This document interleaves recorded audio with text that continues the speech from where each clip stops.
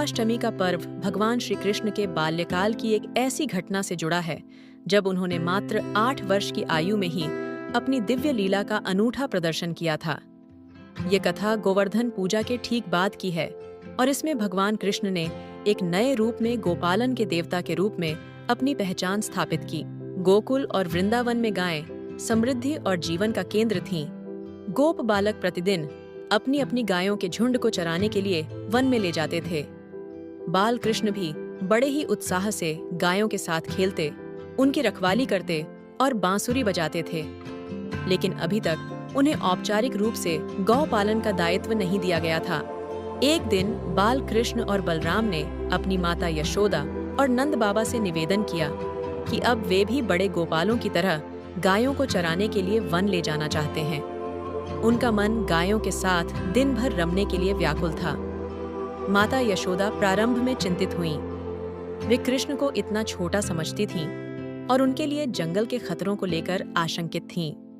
आखिरकार श्री कृष्ण के जिद्दी प्रेम और बलराम के समर्थन के आगे नंद बाबा और यशोदा मैया ने अपनी स्वीकृति दे दी। भाद्रपद मास की कृष्ण पक्ष की अष्टमी को, जिस दिन कृष्ण ने जन्म लिया था, उसी तिथि को अब उन्हें गौ पालन का उत्तरदायित्व सौंपा गया। इसी दिन को आज गोपाष्टमी के रूप में मनाया जाता है। मान्यता है कि यह दिन कार्तिक मास के शुक्ल पक्ष की अष्टमी को पड़ता है। उस दिन सुबह माता यशोदा ने बड़े ही विधि विधान से कृष्ण और बलराम को स्नान कराया, नए वस्त्र पहनाए और सिर पर मुकुट धारण कराया।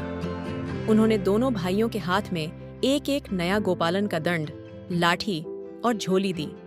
साथ ही माखन मिश्री जैसे प्रसाद से भरी हुई थैली भी दी। इस प्रकार कृष्ण औपचारिक रूप से एक गोपाल बन गए। उस दिन का दृश्य अद्भुत था। हजारों गायों का विशाल झुंड, जिसकी अगुवाई स्वयं भगवान कर रहे थे, वृंदावन के वनों की ओर चल पड़ा।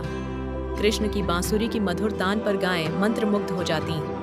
उन्होंने गायों को हरे भरे मैदानों में चराया, उनके साथ खेले और सभी गोप बालकों के साथ मिलकर अनूठा उत्सव मनाया। कहते हैं कि उस दिन प्रकृति ने भी अपना सौंदर्य बढ़ा दिया था। पक्षी गा रहे थे, मोर नाच रहे थे और हवा में माधुर्य घुल गया था। गोपाष्टमी का दिन भगवान कृष्ण के गोविंद और गोपाल स्वरूप की स्थापना का दिन है।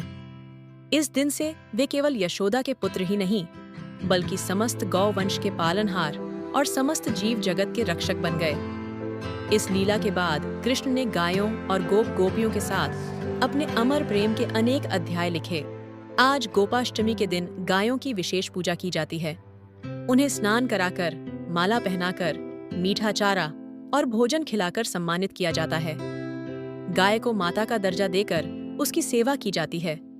यह पर्व हमें प्रकृति, पशु पक्षियों और विशेष रूप से गौ माता के प्रति अपने कर्तव्य का स्मरण कराता है तथा श्री कृष्ण के उस दिव्य प्रेम की याद दिलाता है जो उन्हें अपने भक्तों और गायों से था।